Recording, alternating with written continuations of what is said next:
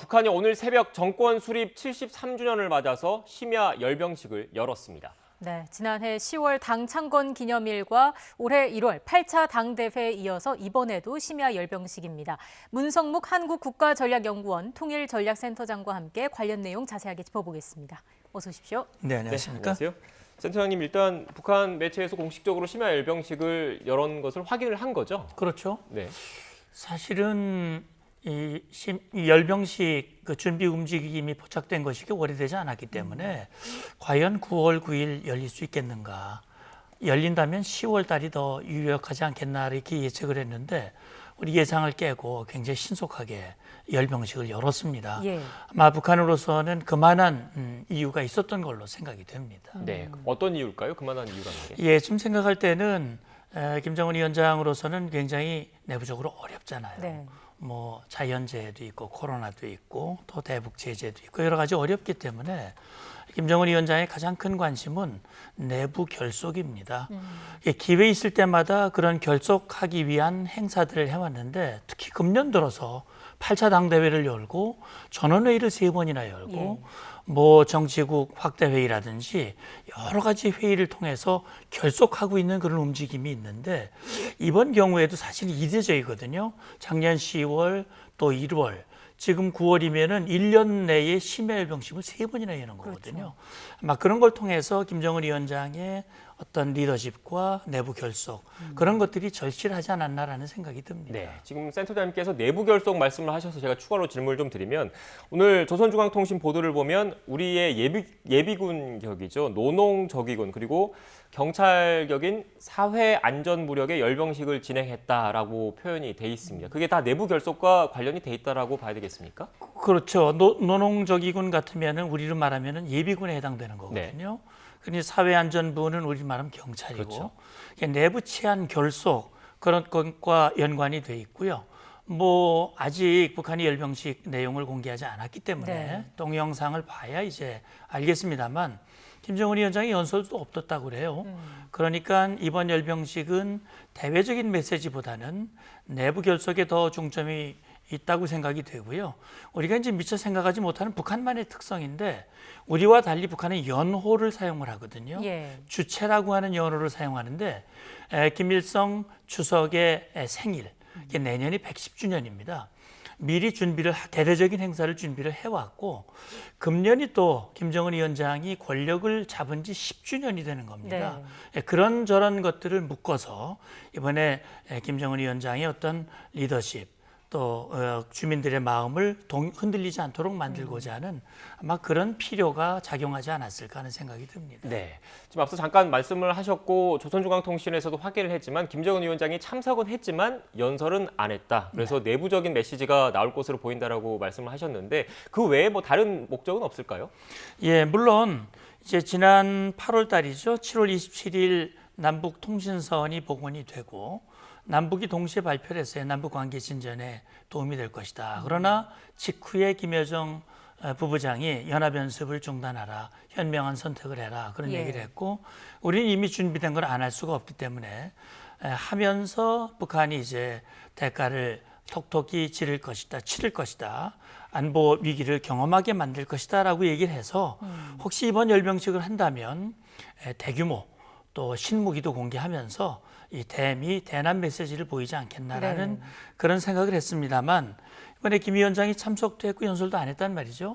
작년 10월 같은 경우는 김 위원장이 연설을 하면서 주민들의 어려움을 공감하고 눈물까지 보였거든요. 근데 제가 볼 때는 그동안 이러저런 자리에서 이미 그 애민 리더십을 과시를 해왔기 때문에 굳이 이번에는 연설이 필요 없지 않았을까라는 생각도 해봅니다. 네. 지금 관련해서 사진이 나가고 있는데 이 사진이 지금 오늘 북한이 공개한 사진이 맞습니까? 글쎄요. 이게 지금 오늘 사진을 공개한 것인지 아니면 1월이나 작년 10월에 한 것인지는 구분이 잘 안 되는 것 같은데 금년 1월 같으면은 이제 저걸 입었지 않습니까?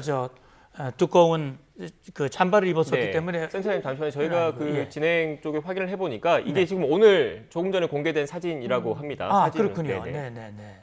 어떤 특징적인 부분이 있을까요? 예, 지금 보면 사실은 뭐 금년 1월이나 작년 10월에 보였던 대규모 전략 무기 이런 것들은 아직은 보이질 않네요.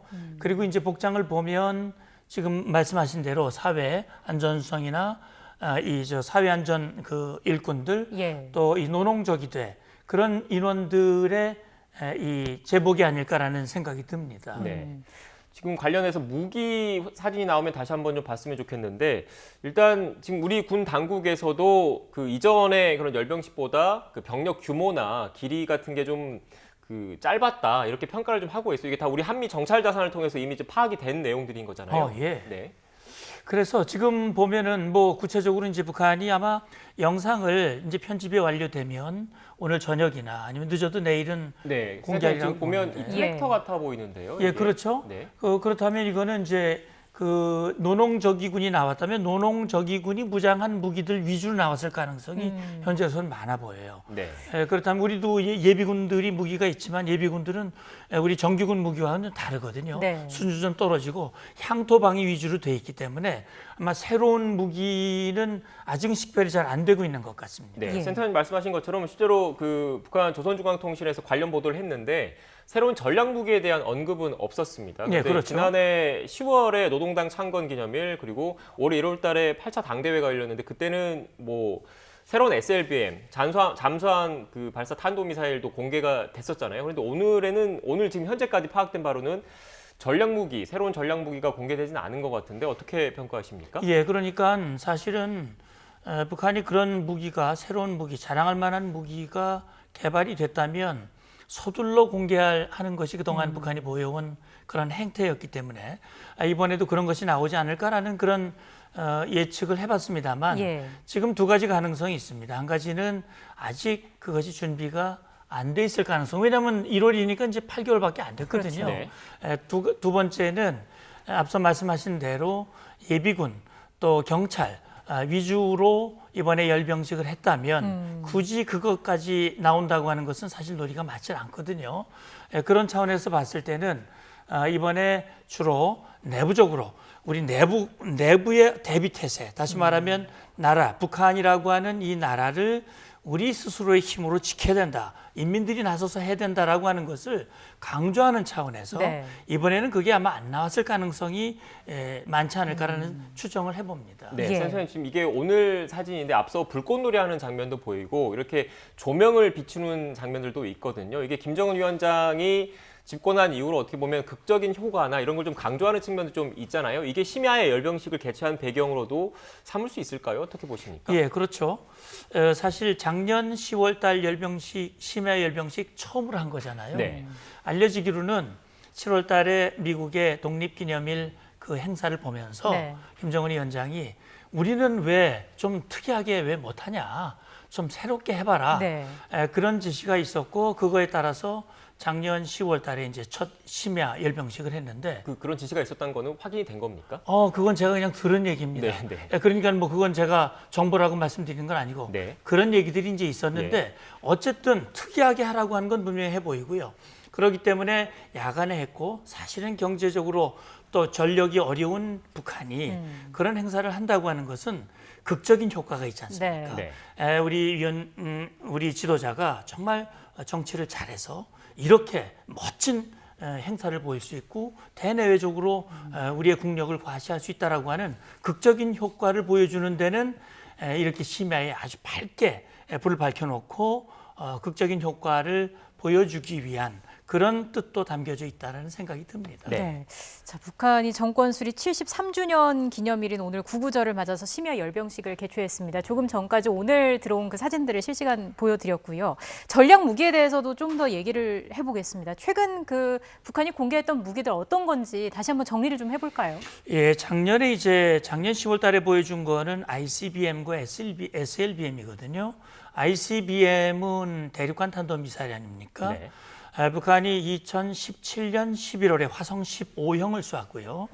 그 전에 이제 14형이 있었지만 그 13형이라든지 이후에 개발된 것은 보여주기만 했고 사실 발사한 적은 없습니다.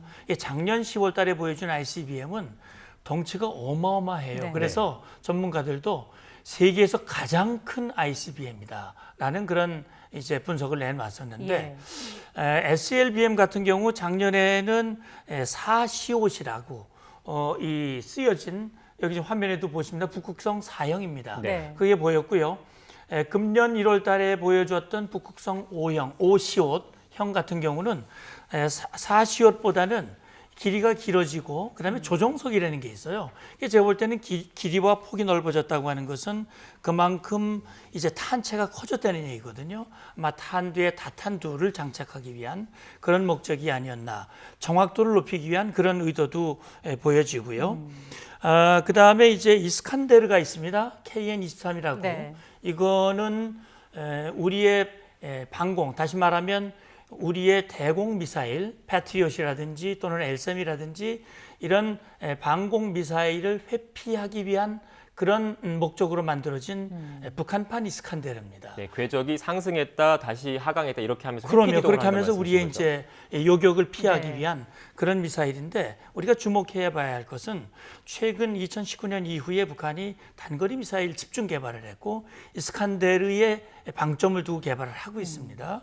이것은 기습력, 우리의 타격력을 높이기 위한 것이기도 하고 동시에 김정은 위원장이 금년 1월 8차 당대회 때 전술핵 무기 개발을 공식화했어요. 지금 우리가 보기에는 이스칸데르는 전술핵 무기를 탑재할 목적으로 개발하기 위한 그런 무기가 아니냐라는 추정을 하고 있거든요.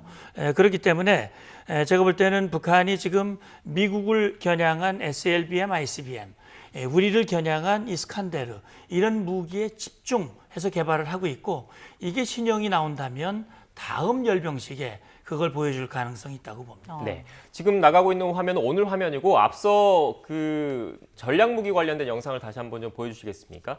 또 지금 그 센터장님께서 쭉 말씀을 해주셨는데 또 주목해야 되는 게 그 잠수함 발사 탄도미사일 SLBM이거든요. 이른바 잠수함에 싣고 몰래 적진에 근접을 해서 타격을 할 수 있기 때문에 이른바 게임 체인저로 불리는 무기잖아요. 그런데 그렇습니다. 지금 이 북한의 잠수함 발사 탄도미사일 능력이 좀 궁금하거든요. 이렇게 미사일만 있다고 하더라도 이걸 실을 수 있는 잠수함, 3,000톤급 이상 잠수함이 있어야 되는 거지 않습니까? 현재 그렇습니다. 제작이 완료가 된 겁니까? 2년 전인가요? 김정은 위원장이 그 3,000톤급으로 보이는 잠수함 앞에서 사진을 찍은 모습이 보도에 나온 적이 네. 있었습니다.